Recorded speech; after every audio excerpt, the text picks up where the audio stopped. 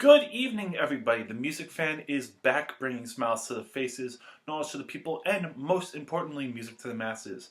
Now, as you can see, I'm trying a little bit of a different setup. I usually record these reviews on my bed, but I want to try it while sitting in a chair, just so I can feel a little bit more open.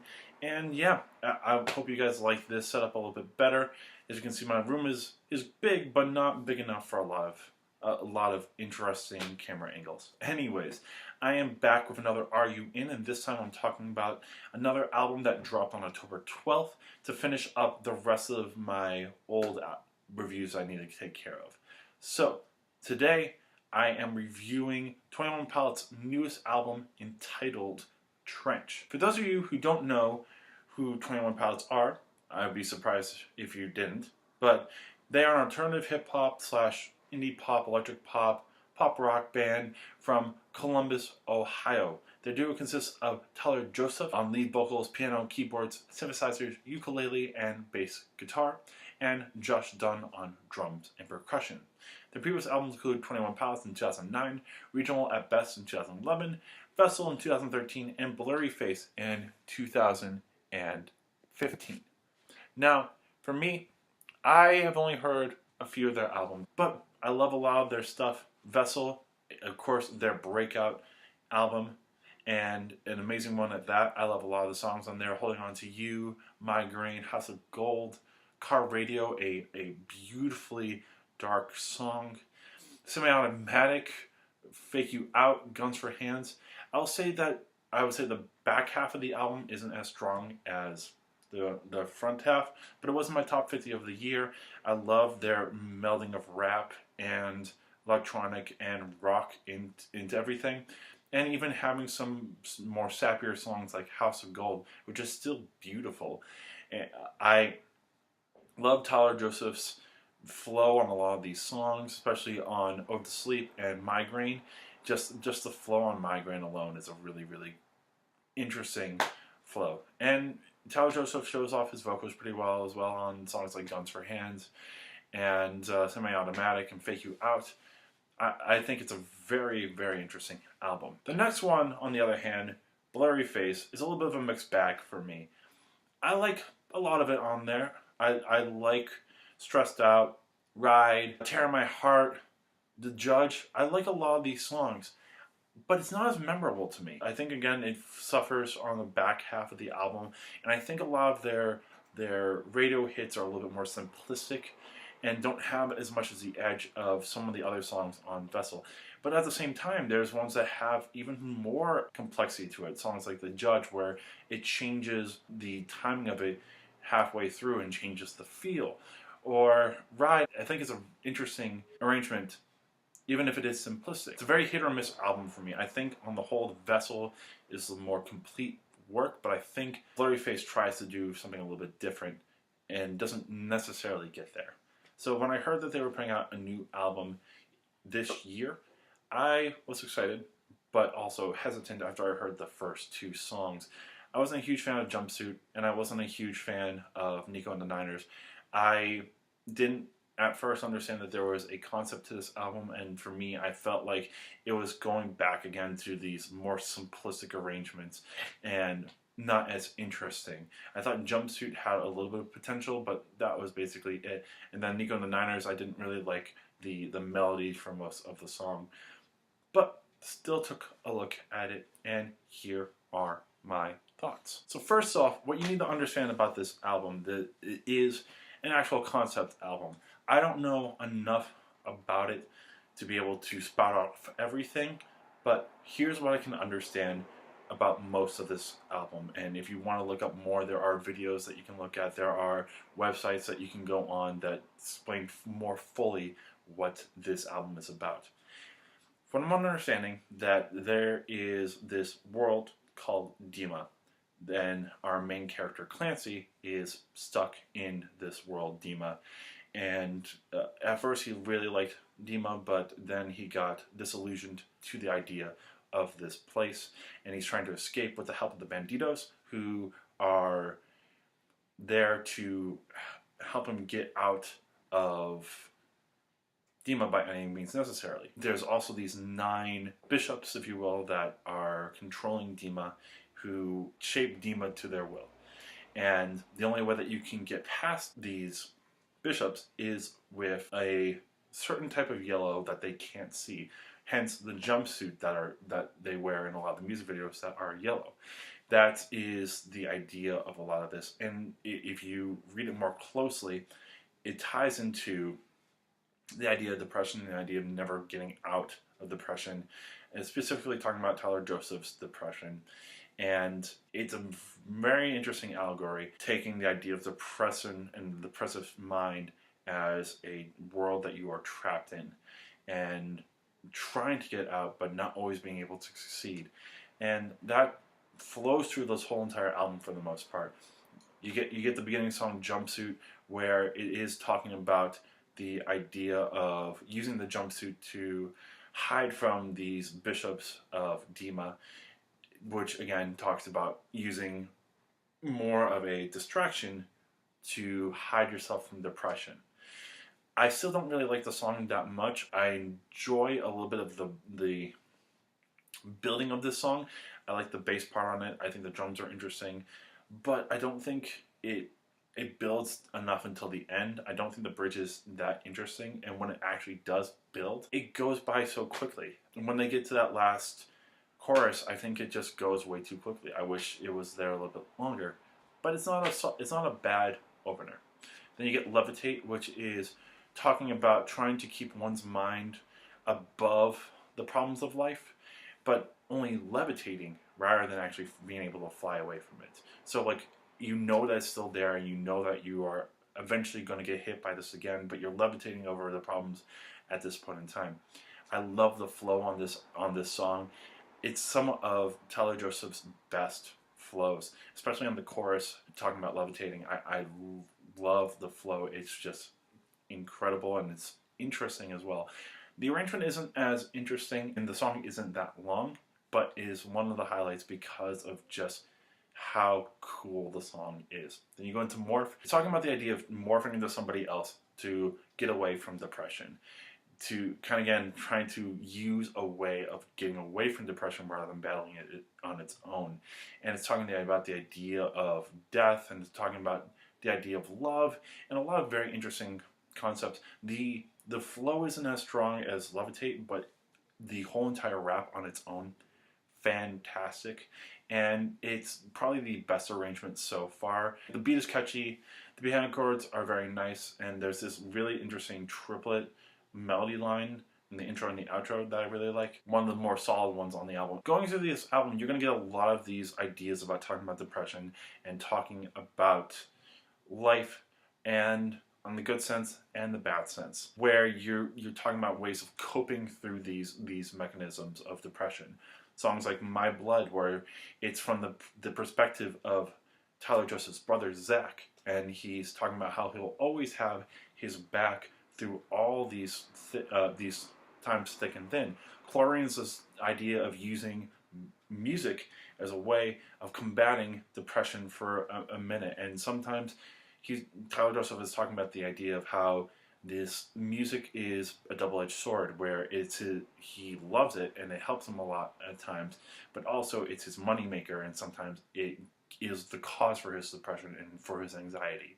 Smithereens is talking about his love for his wife and how she's always there, and how he would take a punch for her. It's a very schmaltzy song, but it's a nice one. The Hype is basically talking about don't believe the depressive mindset that you might have someday, that you need to get around it, and making sure that you are always able to combat that even when you feel like you're not able to. Cut My Lip is talking about trying to get through depression in any means necessary, and knowing that there might be some pain on the ride there. Pet Cheetah is one of these more playful songs, but it is talking about Tyler Joseph's mental block when it came to writing for a little bit, and how this song basically got him out of that funk.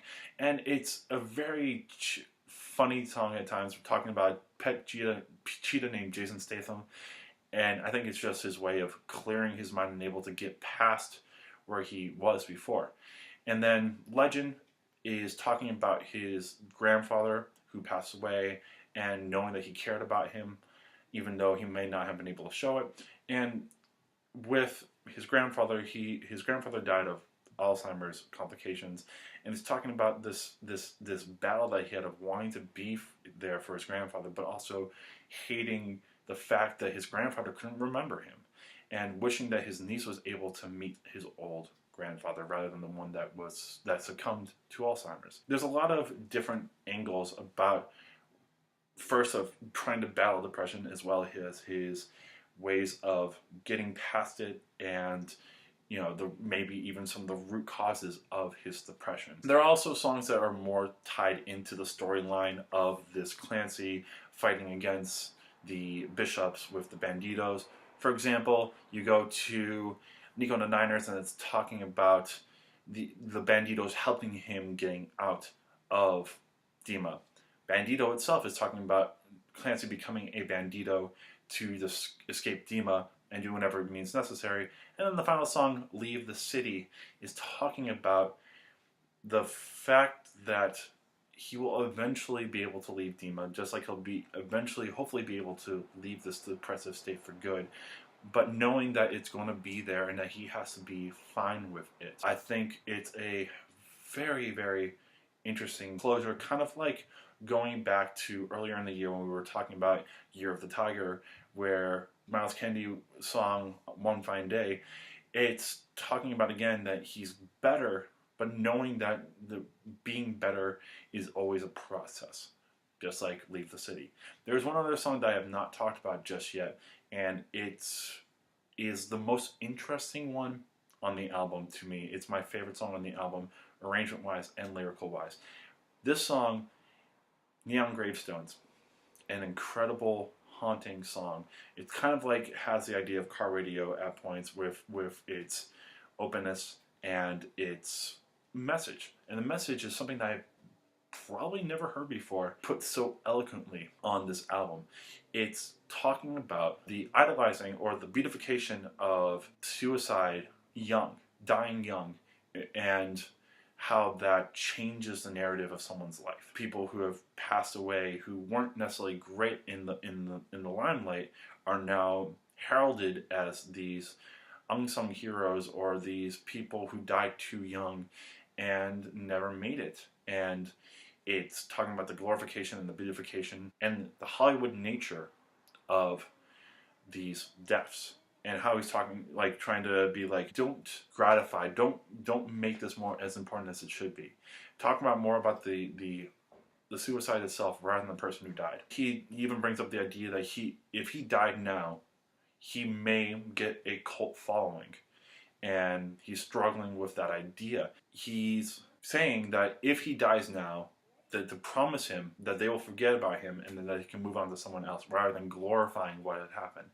And I think the most interesting part about it is a little bit of a left field turn at the end, but it's talking about he goes like, find someone that your grandfather, your grandmother, someone older, someone wiser who had gone through all of this and made it to the other side, and be thankful that they got to the other side, and ask them how they did, because in a world now where there's so much more depression than ever was, it's harder sometimes to see past that depressive state and thinking that none of this will matter.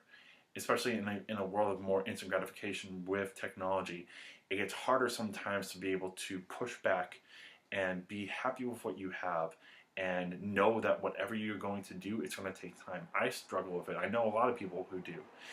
So it's one of the more interesting ones on the album, and it's the most beautiful music. It uses mostly just piano and a little bit of electronics and some drum work, which is fascinating. I love the beginning of it. It's in a minor key, and then it goes from B minor for most of the song, and then once you get to the part where it's more of a resolution, it goes to D major. So it goes from a sad part to more of an uplifting idea, even if we haven't figured out the end of all this.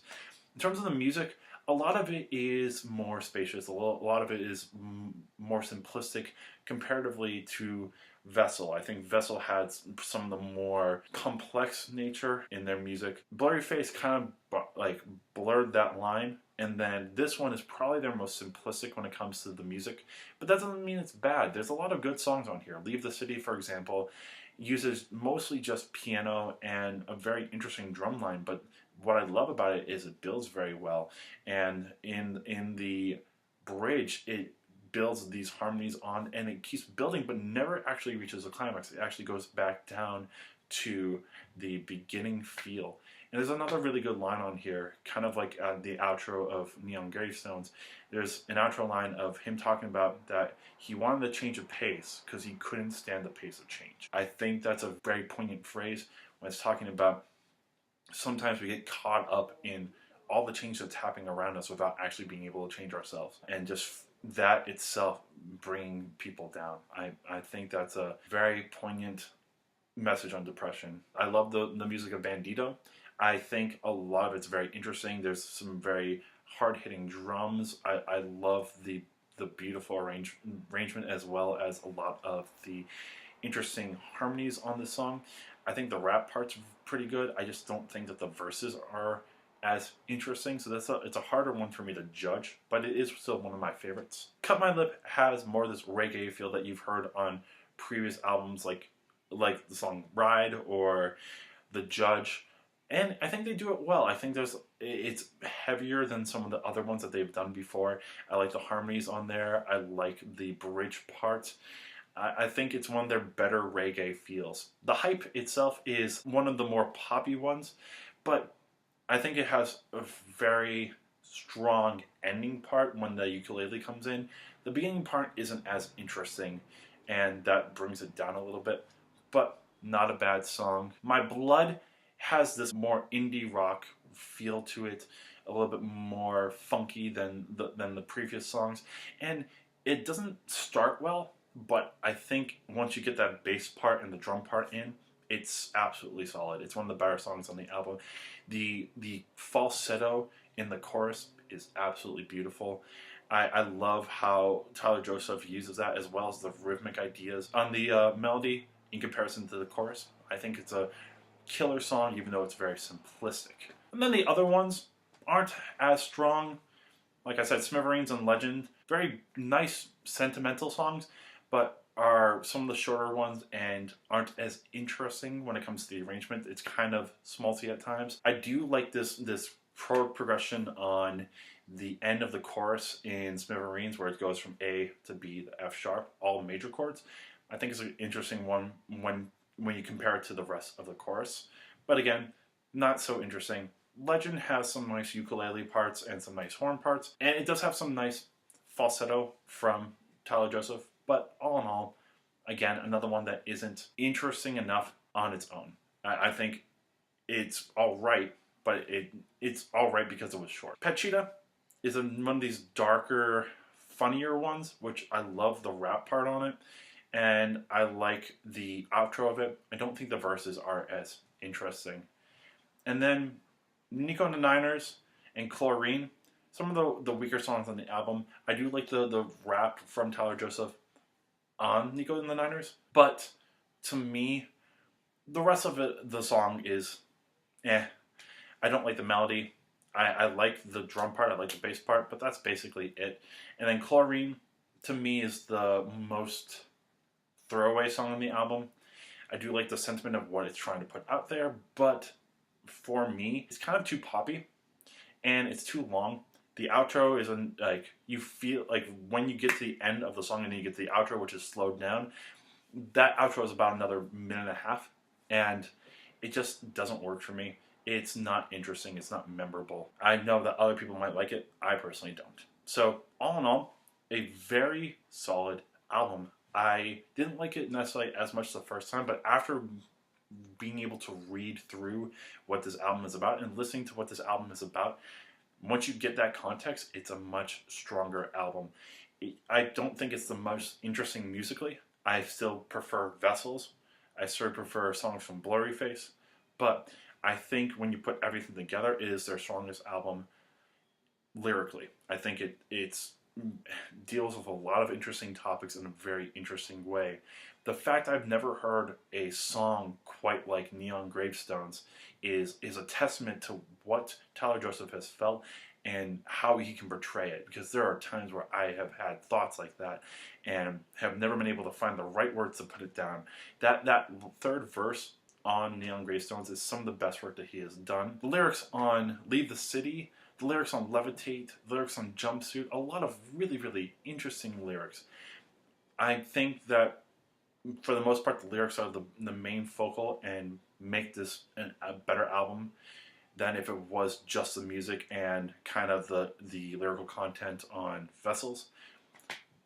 When the music is good, these songs are fantastic. When the music is a little bit off or when the lyrics are off, you're not going to get as great. So I would still say listen to the whole entire album. It's about an hour long, but it's a really, really interesting album. It's a really solid album. You should listen to it at least once if you are a 21 Pilots fan. And if you're not, if you like this indie pop, indie rock, rap rock scene, check it out. It's a very interesting album that deserves a listen.